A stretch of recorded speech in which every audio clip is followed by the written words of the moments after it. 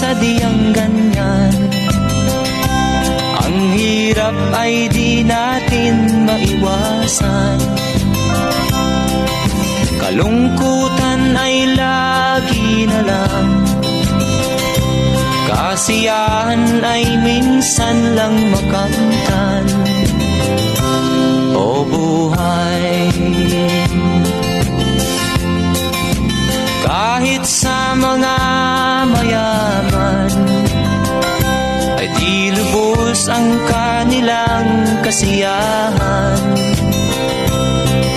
Sa buhay ng mahirap ay gayon din, lalo pat kay dami mong mga utang.